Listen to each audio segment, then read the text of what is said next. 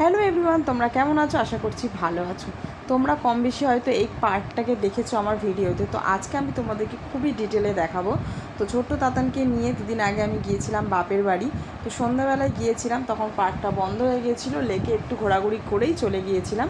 তারপর সকালবেলায় চলে এসেছি তাতানকে নিয়ে এই পার্কটা মানে দোলনা চড়াতে ছোট্ট তাতানকে। আর ভাবলাম তোমাদের সাথেও শেয়ার করে ফেলি।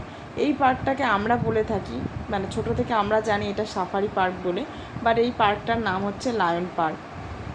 তো অসংখ্য দোলনা এখানে। আর কি বলবো বন্ধুরা, মানে সন্ধ্যাবেলায় যদি আসো না, মানে এত ভিড় হয়, বাচ্চারা মানে লাইন দিয়ে থাকতে হয়, একজন উঠবে আর একজন বসবে এরকম। তো যে কারণে সকালে এসেছি, মর্নিং ওয়াক যারা করতে আসে তারা ছাড়া খুব কমই বাচ্চারা এসেছে দোলনা চড়তে। তো ছোট্ট তাতান যেহেতু যখনই মাদের বাড়িতে আসি তাতান এই পার্কটাতে আসে, আর সে কারণে ওর সবই জানা হয়ে গেছে এখন। ও মানে একটা দোলনা চড়ে ওকে নামালেই ও আর একটা দোলনাতে নিজে থেকেই চলে যায়। আর এই যে স্লিপটা দেখছো, সিঁড়ি বেয়ে ওঠার চেষ্টা করছে।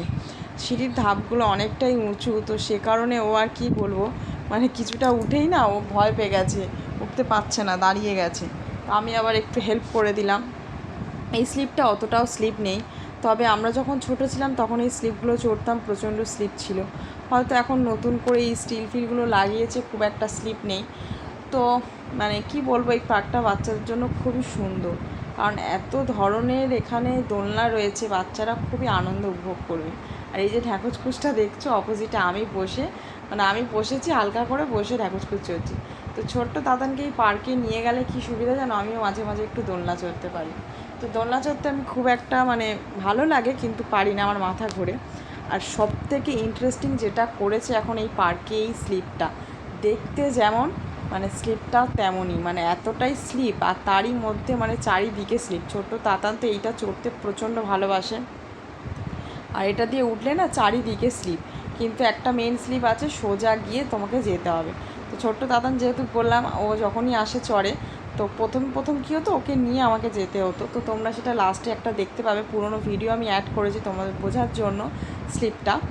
তো সেখানে দেখবে ছোট্ট তাতানকে আমি নিয়ে চড়ছিলাম। তো যে কারণে আর কি আমার তো খুবই ভালো লেগেছে, আমার এই ধরনের স্লিপগুলো খুব ভালো লাগে।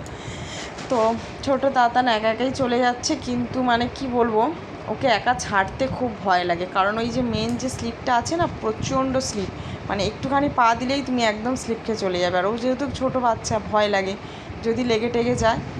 তো সোজা গিয়ে ও আগে সাইডের স্লিপগুলো দেখে না কনফিউজড হয়ে যায় যে আমি কোনটা চড়বো। তো মাঝে মাঝে কী করে ওই সাইডের স্লিপগুলোও চড়ে নেয়, তারপর আবার সোজা আসে এরকম।